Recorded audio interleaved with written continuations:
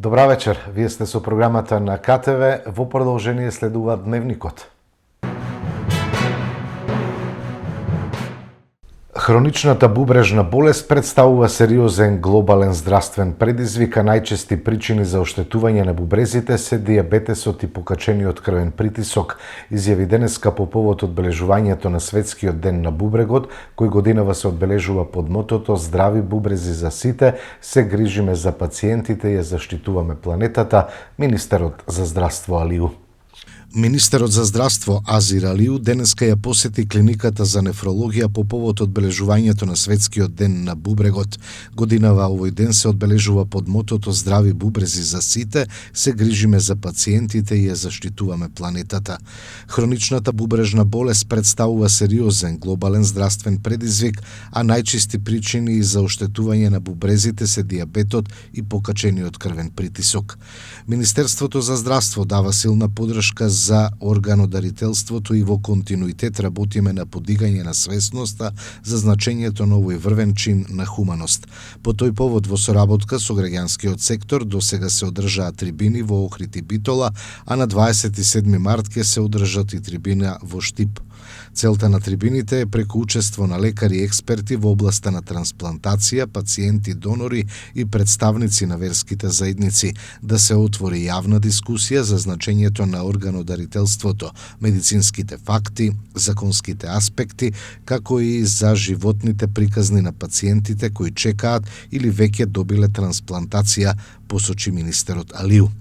Министерството за здравство секоја година спроведува и програма за обезбедување средства за третман на пациенти со дијализа, со кои се опфатени лица на хемодијализа без здравствено осигурување, набавка на вакцини против хепатит Б, како и едукативни активности за превенција. Во нашата држава околу 85% од пациентите со терминална бубрежна слабост се третираат со хемодијализа, додека околу 15% со трансплантација на бубрек. Во оваа прилика беше упатен апел за подигање на свесноста за значењето на трансплантацијата како чин што спасува живот и представува највисок израз на човечка солидарност. Владата организира панел дискусија повод годишнината од трагедијата во Кочани. На годишнината од трагедијата во Кочани. Настан кој што и тогаш, како и денес, го нуди и го буди истото чувство на болка и длабока одговорност. Тоа беше ден кога времето застана за многу семејства, но истовремено беше и момент која покажа силата на солидарност. Во најтешките часови се мобилизираа здравствените работници, институциите, службите, локалната заедница. Државата реагираше, а и нашите партнери покажаа дека солидарноста не е само принцип, туку е конкретна поддршка кога е непотребна. Во тие најтешки часови, благодарение на координираниот одговор од страна на државата и поддршката од европските и регионалните здравствени системи, беа спасени човечки животи и беше овозможен третман за најтешко повредените. За владата една година подоцна, целта не е само сеќавање. Целта е да покажеме одговорност и создавање на систем кој ќе биде уште посилен, поорганизиран и подготвен да одговори на кризни ситуации. Токму затоа сакам да информирам јавноста за организирањето на меѓународната конференција "Институционални и клинички аспекти и решенија по пожарот во Кочани една година потоа", која ќе се одржи на 14 март и ќе обедини представници на институциите, здравствени експерти, меѓународни организации и хуманитарни партнери. Конференцијата има за цел да се направи една сеопфатна анализа на одговорот на трагедијата, од првична интервенција и спасување животи до долгорочниот третман, рехабилитацијата и системските решенија за иднината. Посебна вредност на оваа конференција е присуството на 37 лекари и медицински експерти од странство, кои во најтешките денови по трагедијата во Кочани директно учествуваа во лекувањето на пациентите. На покана од наша страна како држава, во Скопје ќе пристигнат доктори од клиники и здравствени центри од повеќе европски земји. Токму оние институции кои ги отворија своите врати, кога и беше најпотребно на Македонија. Нашето присуство на оваа конференција представува можност искуствата од заедничката работа да се претворат во знаење, протоколи, но и системски решенија кои ќе придонесат за подобра подготвеност на здравствените системи во иднина. Настанот ќе започне со свечено институционално отварање, по кое ќе следи и комеморативен момент, како потсетник дека зад секоја трагедија стојат човечки приказни. Во рамки на конференцијата ќе се одржат и повеќе тематски панели, посветени на повеќе аспекти. Ќе зборуваме за Европскиот механизам за цивилна заштита и меѓународниот одговор, координација, солидарност и искуства. На овој панел ќе се дискутира за активирањето на европски механизми за помош, меѓународниот медицински одговор и трансферот на пациентите, како и за координацијата помеѓу државата, институциите и здравствените системи. Посебен фокус ќе биде ставен на логистички, правни, но и организациони аспекти на ваквите операции. Се разбира и на научените лекции. Понатаму ќе се фокусираме на национален и меѓународен здравствен одговор и акутен третман на изгорениците. Овој панел ќе се фокусира на медицинскиот аспект на кризата, од првичната триажа и итниот медицински одговор, до комплетниот третман на тешки изгореници. Ќе се разгледуваат хируршките и пулмолошките аспекти на третманот, како и координацијата меѓу различните клиники и здравствени установи во земјата, но и во регионот. Исто така, третиот панел ќе биде посветен на долгорочниот процес на закрепнување на пациентите. Ќе се зборува за мултидисциплинарната соработка во третманот, рехабилитацијата, физикалната медицина и функционалното враќање на пациентите. Се разбира и за психолошката, но и психијатриската поддршка. Посебно внимание ќе биде посветено на долгорочното следење и подобрување на квалитетот на живот на преживеаните. Ќе зборуваме како од искуство се стигнува до нови решенија, за улогата на заедницата, институциите, но и за научените лекции. Ќе се дискутира за болничките капацитети во услови на криза, европските стандарди, како и за улогата на хуманитарните организации и се разбира несебичната поддршка од страна на заедницата. И за крај на завршната сесија ќе се презентираат идните решенија и системски чекори кои ги превземаат институциите. Почитувани граѓани, една година по трагедијата владата останува доследна на ветувањето, дека поддршката за жртвите, повредените, нивните семејства, но и за здравствениот систем нема да биде еднократна, туку континуирана и системска. Од првиот ден беше превземена обврска дека државата ќе стои зад процесот на лекување, рехабилитација и закрепнување, но и дека трагедијата ќе биде претворена во потик за подобрување на институционалните капацитети и подготвеноста на системот. Тоа ветување денес се реализира преку конкретни мерки, соработка со домашни и меѓународни партнери и постојано унапредување на здравствените и кризно-менаџерски механизми. Председателот на Сојузот на синдикати на Македонија Слободан Трендафилов денеска најави дека на 14 март ќе се одржи голем работнички протест за зголемување на минималната плата.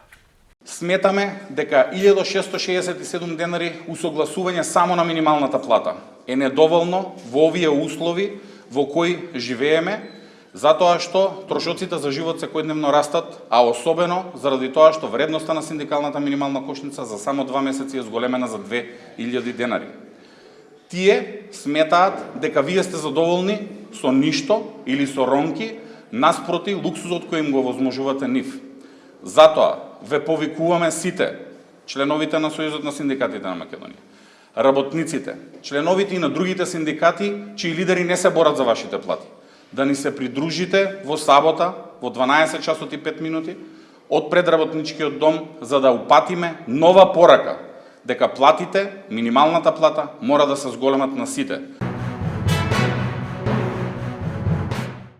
Советот на општина Кавадарци утре одржува редовна седница, а редовна седница одржува и Советот на општина Росоман 8. Поред пред советниците ќе се најдат завршната сметка на буџетот и годишниот извештај на општина Росоман за 2025 година. Советот на општина Росоман утре четврток 12 март од 14 часот ќе одржи редовната 8 седница. За сега, за дневниот ред на оваа седница се предложени 25 точки. Советниците прво ќе треба да го верификуваат мандатот на новиот член на Советот на општина Росоман. Потоа Ке следуваат неколку предлог решенија за разрешување и именување на членови и председатели на неколку комисии, како и годишни извештаи за реализација на неколку програми. Потоа ќе следуваат завршната сметка на буџетот и годишниот извештај на општина Росуман за 2025 година, како и завршните сметки и годишните извештаи за детската градинка Праскичка, Основното училиште Пере Тошев, Јавното претпријатие за комунална дејност Росуман и регионалниот центар стационар Шепа. За регионалниот стационар Шепа предложени се уште 3 други точки за разгледување, пошто советниците ќе разгледаат и предлог одлуката за ажурирање на процената на загрозеност на општината од сите ризици и опасности. Следните 4 точки на дневниот ред се однесуваат на Јавното претпријатие за комунална дејност Росуман, а после нив советниците ќе треба да разгледаат и 2 предлог одлуки поврзани со општинскиот буџет. Последна точка на дневниот ред е разгледување на барања од правни и физички лица.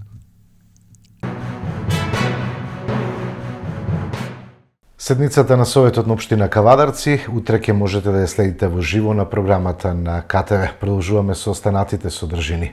Реконструкција на електричната мрежа во Росуман. Ќе се менуваат старите бандери со нови и ќе се поставува подземна електрична мрежа. Во населеното место Росуман се отпочна со реконструкција на електричната мрежа на потегот од поштата до местото викано Плочата, која ја реализира ЕВН Македонија. Проектот опфаќа замена на старите бандери со нови, поставување на подземна електрична мрежа и реконструкција на трафостаницата, со што значително ќе се подобри стабилноста и квалитетот на електричната енергија. Паралелно со овие активности, општина Росуман ќе изврши и реконструкција на уличното осветлување со цел дополнително подобрување на инфраструктурата и условите за граѓаните. Во петок општина Неготино организира акција за пошумување. Ќе се засадат 100 садници свилен багрем, односно кинеска мимоза, со висина од 2 метри. Општина Неготино преку одделението за урбанизам и заштита на животната средина организира акција за пошумување со цел зголемување на зелените површини и унапредување на животната средина. Акцијата ќе се реализира во соработка со Men and Mountains, организатори на Генералка Викенд, кои обезбедуваат донација на садници. Како резултат на своето активно учество, општина Неготино доби насади кои официјално го носат името Сончева гора. На ден 13 март, петок, ќе се засадат 100 садници свилен багрем, односно кинеска мимоза, со висина од 2 метри, на локација кај споменикот Манчо Малиминов, со почеток во 9 часот и 30 минути. Токму затоа, општината ги поканува сите заинтересирани да земат активно учество во акцијата и заеднички да придонесат кон создавање на поздрава и позелена животна средина. ВМРО ги излажа граѓаните и за платите и за акцизите за гориво, порачаа на денешната пресконференција од опозиционата СДСМ. ВМРО за се лаже. Погледнете ја оваа вест позади мене. Оваа вест е од 8.3.2022 година и оваа вест покажува дека кога ВМРО беше опозиција, бара, ветува намалување на акцизите за горивата. Ја добија довербата од граѓаните и ги излажаа граѓаните. Денеска кога се на власт, кога можат да ја намалат акцизата, да ги намалат цените, гледаме дека одбиваат. Иако на светските берзи цената на нафтата се намалува, граѓаните на Македонија плаќаат поскапо гориво. Сите земји во регионот воведоа мерки за ограничување на цените на бензините, само владата на Мицкоски не го направи тоа. Очигледно Мицкоски свесно профитира на грбот на народот. Мицкоски вели најефтино гориво имало во Македонија. А што е со платите? Па проблем е што платите се најниски во Европа и куповната моќ на македонските граѓани е на дното. Тоа е проблемот, нискиот стандард и ниските плати. Да слушнеме сега уште еден став од ВМРО, ДПМН, кога беа во опозиција, токму на оваа тема за која што зборуваме денеска. Економска гледна точка, ако некој сака да спори со ова, може со мене јавно да го дебатираме. Дали е зголемена минималната плата во Република Македонија? Да. Зголемена е од влада на СДСМ. Но она што треба да ги загрижи делот на оној економски тим барем на владата, кој што таков каков што е, со таков економски авторитет каков што има, е генералниот пад на продуктивноста во Република Македонија. Еве, почитувани, слушнавте. Значи, иако признаваат дека СДСМ ја покачи минималната плата, за ВМРО тоа не било доволно. Продуктивноста била проблем. Повторно излажа. Сега се на власт, владата на Мицкоски одбива да ја покачи минималната плата на 600 евра. Излегува Мицкоски и вели хистерија е барањето за повисоки плати. Замислете, со часовници од 60.000 евра, вредни колку 150 минимални плати, Мицкоски ги прави хистерични работниците затоа што бараат минимална плата од 600 евра. Не е хистерија да се бара достоинствена плата. Тоа е борба за достоинствен живот, Мицкоски. Часовници од 60.000 евра. Тоа е хистерија. Сега граѓаните многу добро знаат. Мицкоски и ВМРО лажат буквално за се. СДС и Филипче без извинување за дезинформациите за мигрантите продолжуваат со истата реторика, изјави на денешната пресконференција Бране Петрушевски од владеачката ВМРО ДПМН. И покрај демантите и јасните факти, СДС и Филипче, наместо да се извинат за невистините што ги пласираа во јавноста за наводни мигранти во Македонија, продолжуваат со истата реторика и обвинување. Дури и по реакцијата и демантот од британскиот амбасадор во врска со наводите за мигратски кампови во Македонија, СДС останува на истите позиции, повторувајќи ги истите тврдења, како да очекува дека со нивното постојано повторување тие ќе станат вистина. Во меѓувреме, од СДС се обидуваат да ги убедат граѓаните дека никогаш не зборувале за мигрантски кампови, иако токму тие претходно тврдеа дека Македонија се претвора во голем мигрантски камп и црна точка на Европа. И за ова извинување нема. Почитувани, наместо одговорност и извинување за неточните информации, јавноста повторно е сведок на манипулации и политичка деструкција. Очигледно е дека ваквиот пристап не им носи резултати поради тоа што СДС денес е трето пласирана партија со околу 130.000 освоени гласови. Анкетите покажуваат дека ВМРО и Мицкоски лажат, рече портпаролката Богданка Кузевска на СДСМ на денешната пресконференција одговарајќи на новинарско прашање. Мицкоски и ВМРО ОКГ лажат. И тоа го кажуваме со факти. Еве пример. Ветуваа дека ќе го вратат името и дека ќе го поништат Преспанскиот договор. Излажа. Мицкоски не го направи тоа и не само што не го направи тоа, туку и не им кажа на граѓаните дека тоа ќе значи враќање на БРМ и ФИРОМ и секако тоа па ќе значи губење на членството во НАТО, а со тоа и загрозување на безбедноста на граѓаните и на државата. Ветуваше повисоки плати и за тоа излажа. Јавно Мицкоски изјави дека доколку се открие поврзаност на ВМРО со Агенцијата за обезбедување во дискотеката Пулс во Кочани, дека ќе си даде оставка. Не даде оставка. И за тоа излажа. Рече дека трајно ќе се повлече од политика ако се појават мигранти, односно економски работници. На плоштадот до него беа за Нова година, а јавноста ги виде и на автобуската станица во Прилеп. И за тоа излажа. Вчера ДКСК објавува дека таткото на директорот на СОЗР не му бил татко. Еве уште една лага. ВМРО вели дека направиле анкета, ама не смеат никако да ја покажат таа анкета на никого, затоа што и таа анкета дефинитивно покажува дека лажат и тие тоа го знаат. Еве и ние направивме анкета која што покажува дека лажат. Анкетата вели дека граѓаните бараат криминалците од власта да одговарат. И ќе одговарат.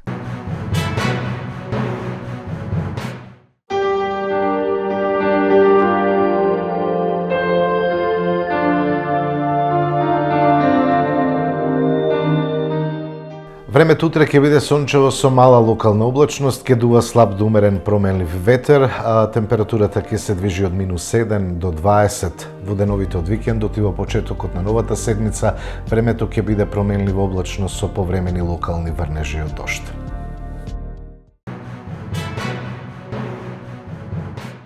Ги гледавте содржините во дневникот на КТВ. Благодарам што бевте со нас, имајте пријатна вечер.